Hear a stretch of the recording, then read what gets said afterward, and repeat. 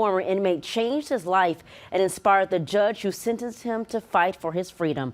News 4 told you the story of Bobby Bostic last week. Now News 4's Shoshana Stahl is speaking with Bostic and the retired judge about the change the law that gave him a second chance. I totally remember the names of 3 defendants.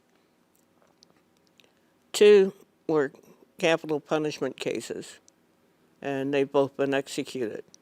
And the one was Bobby Bostic, who I gave 241 years to. Bobby Bostic had been incarcerated since 1995 after committing a series of robberies in St. Louis when he was 16 years old. He was sentenced by former Judge Evelyn Baker to 241 years in prison. Both Bostic and Baker say the lack of knowledge on adolescent brain development played a role in that. Back then they didn't have that science, so we was just treated as typical adults because nobody knew about the neurological science back at the time I was sentenced. Bostic would have had to serve 85% of his sentence before being eligible for parole, which would have made him 112 years old.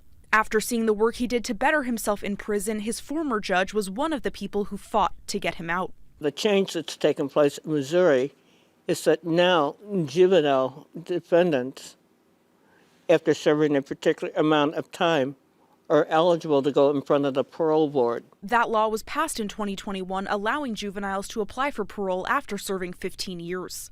Bostic served 27 before he was given a second chance earlier this month. It gives people a hope that they never had before. It gives them certain happiness and peace, knowing that they're going to get a chance to make a life for themselves when they get out, which they didn't have a chance at first. But Baker says there's still work to be done here in St. Louis and across the state. In the Missouri Department of Corrections, the most you can get is a GED, unless you have family or friends or somebody out there who pays for your education. We have a system that is very punitive. We need a system that is restorative and therapeutic. What comes out of the Department of Corrections should be better than what went in. Seeing the crime happening in St. Louis, Bostic says we need to find a way to support juveniles in need. The youth are the future, so we shouldn't give up on them. We should just try to guide them because they lost. Bostic is now hoping to use his story to inspire others in similar situations to turn their lives around. Reporting in St. Louis, Shoshana Stahl, News 4.